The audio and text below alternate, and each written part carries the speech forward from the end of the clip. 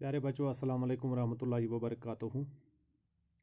जैसा कि आप जानते हैं कि हमने फैज़ अहमद फैज़ की गज़लें, दोनों गज़लों की तशरीह कंप्लीट की। अब इस गज़ल के अशार की तशरीह जो हमने मुकम्मल की, अब इनकी इसी के सवालात आज हम लिखने जा रहे हैं। सवाल नंबर 1 है, फैज़ की शायरी का मौजू क्या है?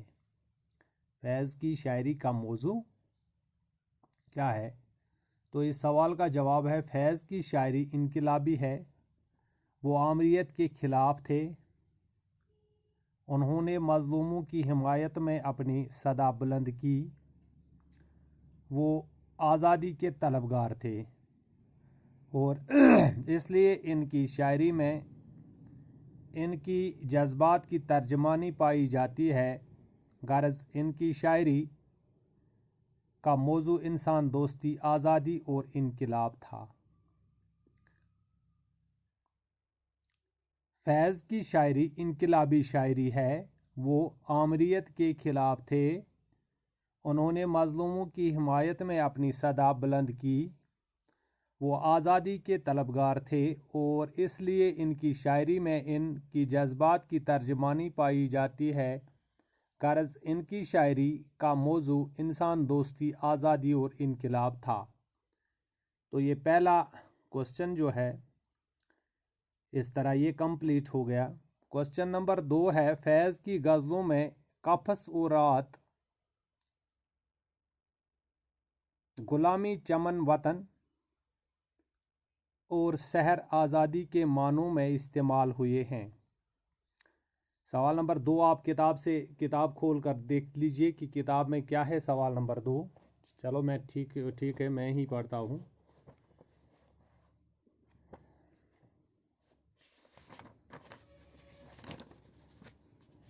सवाल नंबर 2 है,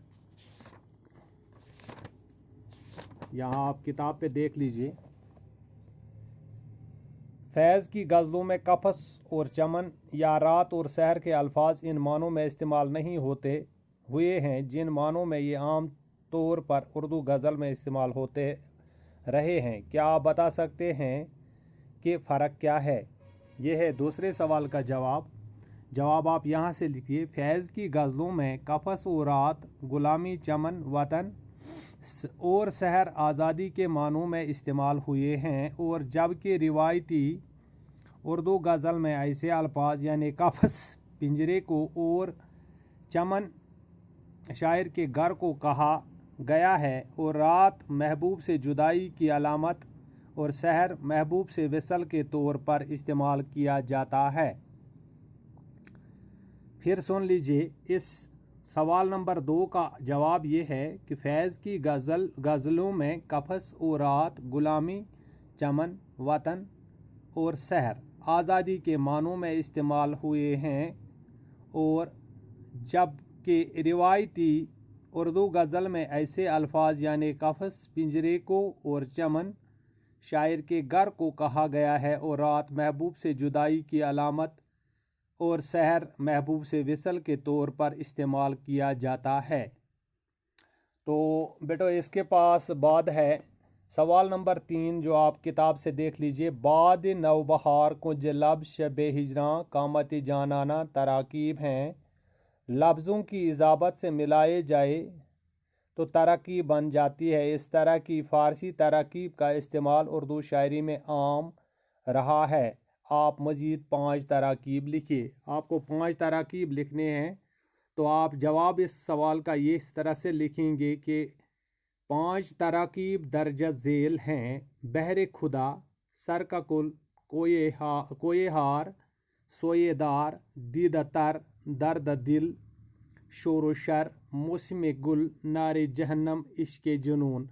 ये 5 तरकीब जो आप ने इस गज़ल से लिखने हैं। फिर मैं पढ़ता हूँ। 5 तरकीब दर्ज झेल हैं। बहरे खुदा, सर का कुल, कोए हार, कोई यार सोएदार दीद तर दर्द दिल शोर शर मौसम गुल नारी जहन्नम इश्क जुनून, ये 5 तराकीब हैं।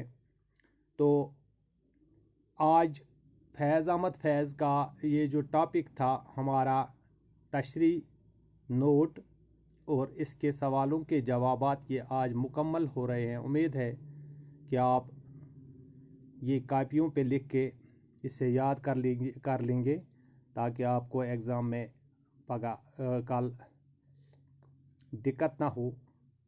और जो बच्चे महरूम हैं या जिन बच्चों तक हमारे ये वीडियोस नहीं पहुंचते हैं, इनसे भी आप राब्ता करके इन्हें भी इससे आगाह करेंगे कि यहाँ तक हमने कंप्लीट किया है। उम्मीद है कि आप ऐसा ही करेंगे। बाकी इंशाअल्लाह नए वीडियो के साथ फिर कल मुलाकात होगी। तब तक खुदा हाफिज़।